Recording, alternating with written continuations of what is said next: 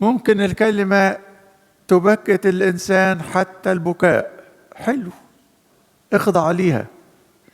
وممكن تفرز أمامك الأمور وتميز النور من الظلمة. طبعا الإنجيل كده، الكلام نور، الوصية حياة، وكلام الرب ده يحكم العميان، حتى اللي مش عارف يروح ولا يجي الإنجيل يحكمه، يجعل الجاهل حكيما. إنجيل حلو، حلو إذا كان الإنسان يعيشه.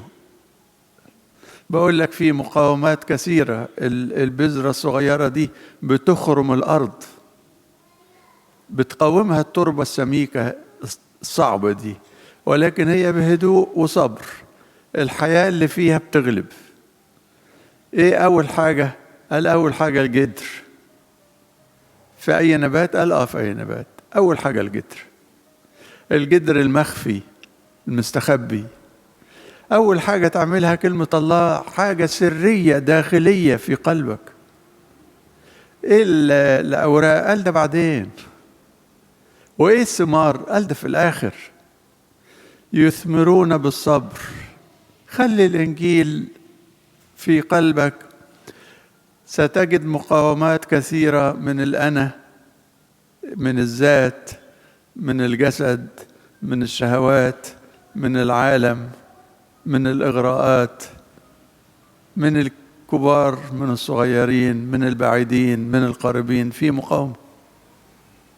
مقاومات كثيرة ضد النبات انه يطلع، ولكن ما دامت البذرة حية لازم تطلع. خلي الإنجيل جواك وادي وقت واصبر. يثمرون بالصبر. مش النهاردة بتزرع بكرة بتحصد أبدا. الفلاحين عارفين، يزرع كأنه فقد كل حاجة، يرمي كل شوية البذور اللي حلته ما بانش حاجة، لكن الناس تقوم وتنام والبذرة بتحيا. فعشان كده بقول لك ما ينفعش ان الواحد يجني ثمر الإنجيل في يوم وليلة.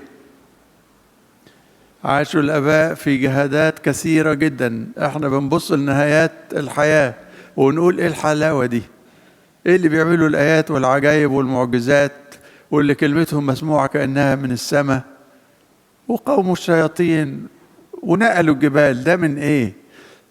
مش في يوم وليلة، دي جهاد وعرق السنين وتعب وخضوع للكلمة مطلق، وفي الآخر ثمر جميل.